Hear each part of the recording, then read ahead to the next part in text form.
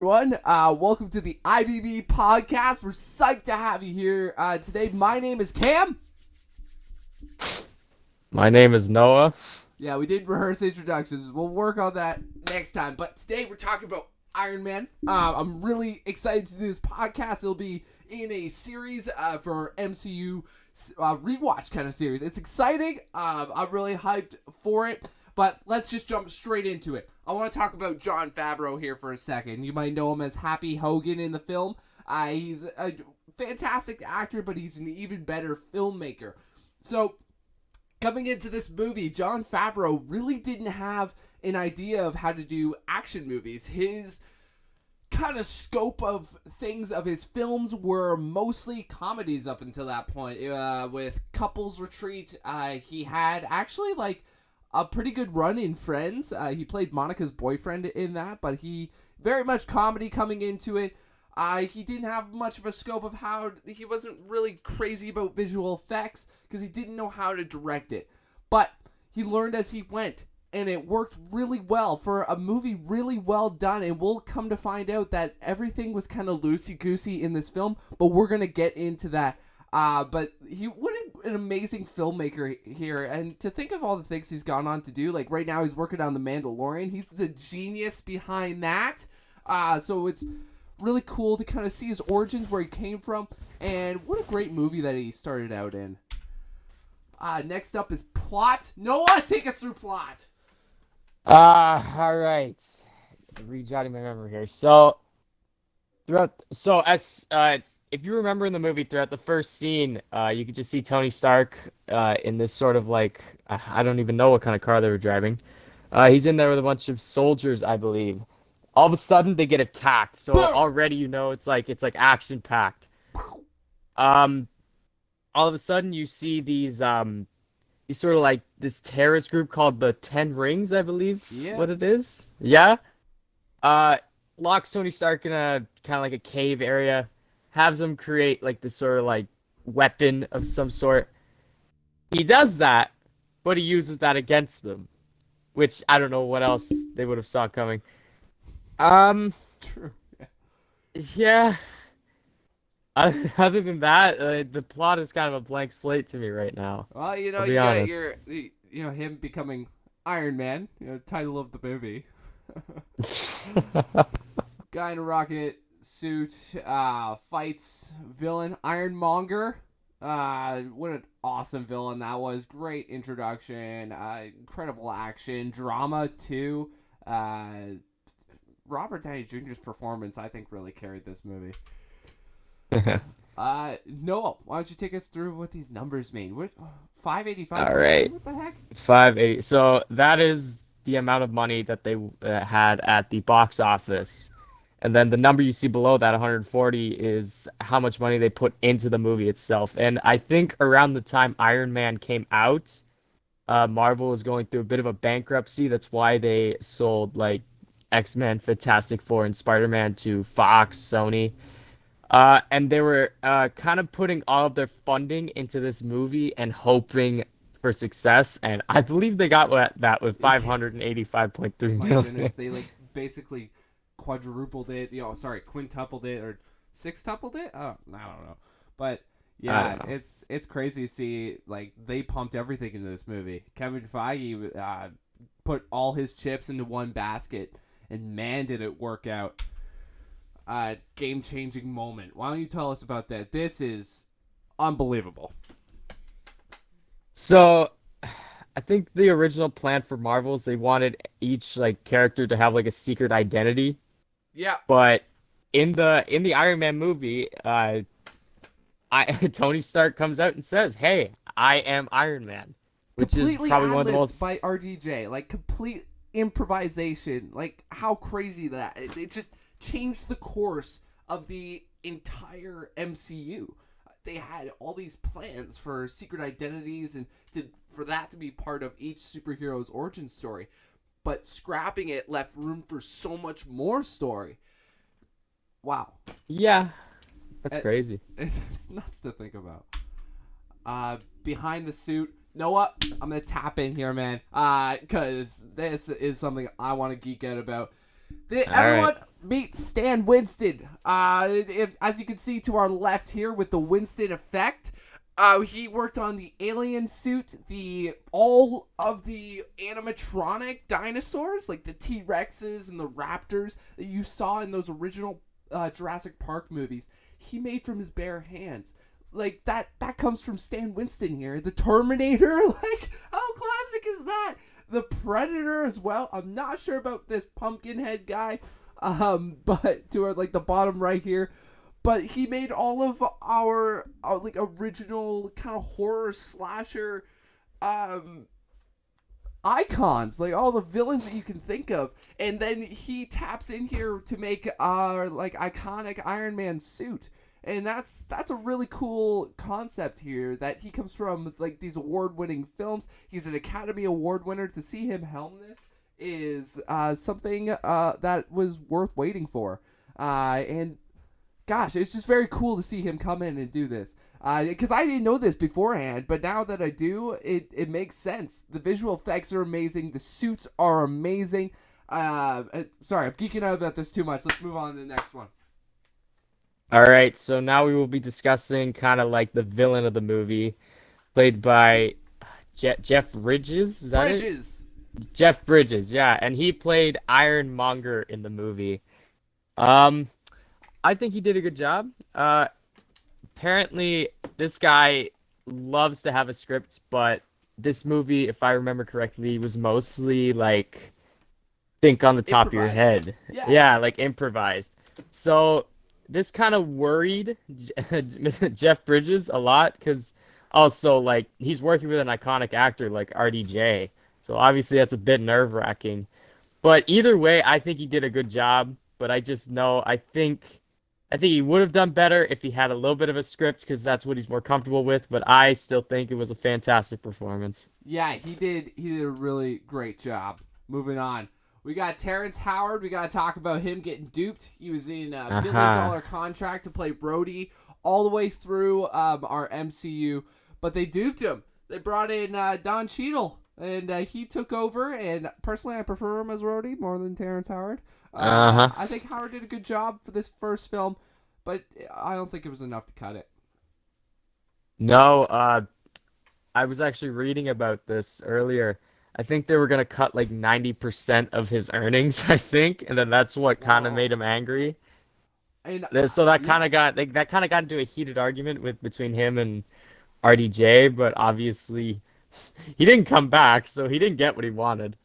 Yeah, and like I think all those earnings honestly went to RDJ. I think like I was reading. Yeah, I I believe hasty so. about that. Don't take my word for it. But next up we have Jensen. Jensen, you'll remember from the first Iron Man, our first Iron Man film. He was in the cave with Tony. He helped him make his first suit, and he died on the bags of salt. Jensen had made mention that he met Stark years before in Y2K at a conference or something. But then bottom line is, we saw Jensen in Iron Man 3, so welcome back, buddy. Next up, we have Easter eggs. Let's talk Easter eggs. Noah, why don't you take us through our first one? All right, so this one's kind of becoming a blank slate to me as well. However, I'll do my best. So, I believe the location where they were going to put like Iron Man in the cave, it doesn't match up with the comics. Yeah. They put him in Afghanistan instead of what's the other place Vietnam. they were gonna put him in the comics? Vietnam, yeah. In the comics, it was more or less Vietnam. He sold weapons there, and that's where everything kind of went downhill from there. But to adapt to modern times, Jon Favreau thought it best that they relocate set location to Afghanistan. Give it that more modern feel. Next up. You're talking to us about the 10 rings earlier. Yeah, so these guys on screen here are a part of like this like 10 rings, sort of like, I'm going to say like terrorist group, kind of? Oh, yeah. Yeah. Definitely. And the last time we see these people is in Ant-Man. There's a bodyguard with the 10 Rings logo. That's right. And this entire like gang plays a huge role in the first Iron Man film. And And they're other going to than play an that, even bigger role in Shang-Chi and the Legend of the Ten Rings coming up next year in 2021. If you want to check out our recent podcast about that, we have In Theaters 2021, all those movies for you there. Little free promotion there, but in any case, it's very cool concept that they lay this groundwork so early in the MCU, literally the first movie. Next up, I'm going to tap in here. We got Rhodey's phone ringtone. Have you ever watched the Iron Man original series, the original animated series? This was from like when my dad was a kid. Like this came out in like the 70s, 80s kind of era. This was when Iron Man really rose to his popularity. But in any case, we're talking about Easter eggs in the Iron Man 1 film here. Rhodey's ringtone on his phone is the Iron Man theme song. You know, the do do do do do do do do do do. That plays on Rhodey's phone, and that was the original Iron Man theme song. Next up, of course, we have to talk about our Stan Lee cameo. R.I.P. Yeah, R.I.P. I'm forgetting which scene. This is the party scene. Because we all know Tony Stark loves parties. Yeah, I think it was before some kind of gala he was going to, or I think so. I don't know, but obviously this is one of Stan Lee's first ever cameo.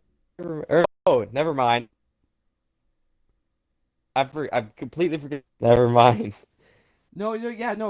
One of his first cameos was way back in the Trial of the Incredible Hulk, which was in the old Incredible, like live action Incredible Hulk series that Lou Ferrigno was in. Lou Ferrigno, yeah. Yeah. In this scene is actually kind of iconic in and of itself. Tony walks up to him and pats him on the shoulder. He's like, howdy, Hugh Hefner. And he says something like that. It's really, really funny. But next up is the Burger King Easter egg. So, Burger King, all burgers are kind of a huge thing within the MCU. But originally, Burger King in Iron Man 1 was something that he wanted when he got off the plane and was introduced back into society after his little cave incident. Now, Burger King was very instrumental in RDJ's own life. Robert Downey Jr. is the guy who plays Tony Stark, if you didn't know. But Burger King was huge in his life because Robert Downey Jr. as a young man was very drug-oriented, went to jail, served a sentence and everything. But after that, he went back to drugs. After rehab, he went back to drugs, and he found himself in a Burger King parking lot, having a burger and deeming it as disgusting and gross. And that was enough to turn his life around. He looked at the drugs in the back of his car, and he chucked them into the ocean. So to see Burger King come up in this movie almost had like this emotional attachment to RDJ that you could tap into for the character. And I think that was really cool. Really good ad. Like, I didn't know that till a couple days ago. It's crazy. Yeah. Noah? All right. Moving on. So it might be a bit difficult for you to see, but if you see in the background on the left-hand side, you can see Cap's shield kind of in like production almost. And as you know, like the Stark family has like made these sort of weapons, and obviously Tony Stark brings that up in Civil War after the fight, and that's why Cap drops it after like the end fight scene kind of, which I think is a cool Easter egg to see. Like, wow, okay, he actually, and this was before by the time this movie came out, this was before Captain America movie came out, because I believe the first Avenger came out in what, 2012? I think it was? Actually, 2012. 2010. Yeah. Okay, yeah. But anyway, Cap shield, it's right there. Very nice ad. Very cool nod. Moving on is our final Easter egg of the day. It's very blink and you'll miss it moment. This movie poster that has been highlighted in this circle, yellow circle here, is actually Fin Fang Foom. He's a dragon villain from Iron Fist / Iron Man. But Fin Fang Foom is a gigantic kind of green dragon monster thing. He's never been such an interesting villain, but he's a very like kind of sea level, However, it was just a cool nod to see some kind of version of him in the MCU that we have. He doesn't look like his green self, but very, very cool just to see it, I think. It was in the climax of the film, in the big action sequence between Ironmonger and Iron Man. Now, anything more? Anything more to add? Noah, what was your opinion of this movie? Well, for the amount of money that they put into it, I think it was well worth it. The CGI was very good, especially when they were putting the actual suit on Tony Stark. That was like fantastic work. Yeah. The plot, I'll be honest, it got a bit confusing at times, but like at the same time, it was very entertaining to see Iron Man just like take out his rockets and shoot accurately at all these like terrorists like taking out like these villages. I thought that was very cool. And also you can't forget how you can't forget how Tony Stark parties in this movie, and that's also very entertaining to see. Yeah, it carries on into Iron Man 2's little ego fest. But I love this movie. I think it was honestly the best of the 3 Iron Man movies that they did. Oh yeah, for sure. Yeah, the other 2 were kind of a letdown. I can watch Iron Man 3 more than Iron Man 2, but this one, to think that like the whole thing was improvised, they put all their chips into one basket, and they even had like 4 writers on the movie, and they couldn't even crack a good script. So to pen a good script is really great, and everything like that. So I thought this film was worth more than I think people give it credit for. I enjoyed it a lot, and I can watch it on repeat. And it's a great start to our MCU podcast series. Next week, we don't know what we're doing yet. I'm thinking Captain America, but we're gonna see. It's on our big MCU rewatch series, so stick with us. And thank you all so much for watching. We appreciate you coming out. Have a good day.